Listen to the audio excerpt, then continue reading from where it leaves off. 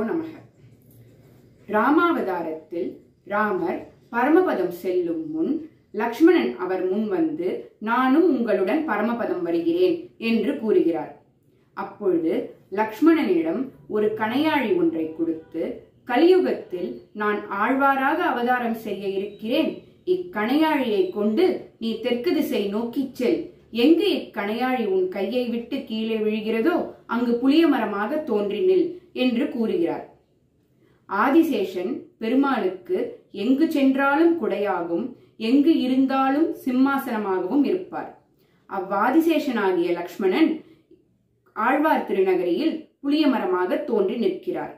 அப்புளிய மரத்தின் பொந்தில்தான் இக்குழந்தை தவழ்ந்து சென்று யோகநிஷ்டையில் 16 வருடம் ஆழ்ந்திருக்கிறது. வடதிசை சென்ற மதுரகவியார் இங்கு வரவே இக்குழந்தையை கண்டு சுவாமி என்று கூறுகிறார். ஏதும் பதில் பேசவில்லை.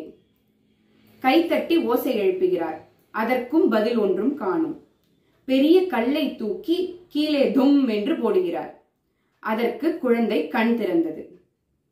அப்பொழுது ஆன்மாவை பற்றியும் சரீரத்தை பற்றியும் பொருள்பட, செத்ததன் வயிற்றில் சிறியது இருந்தால் எத்தை தின்று எங்கே கிடக்கும் என்று மதுரகவியார் வினவுகிறார்.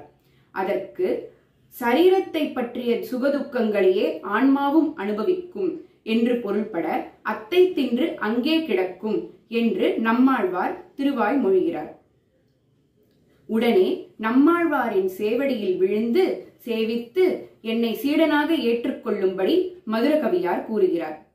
உடனே மதுரகவியாரை தனது சீடனாக ஏற்றுக்கொள்கிறார் நம்மாழ்வார். நாளை இவ்வாழ்வாரின் அருளிச் செயல்கள் பற்றியும் மங்களாசாசனம் பற்றியும் காண்போம்.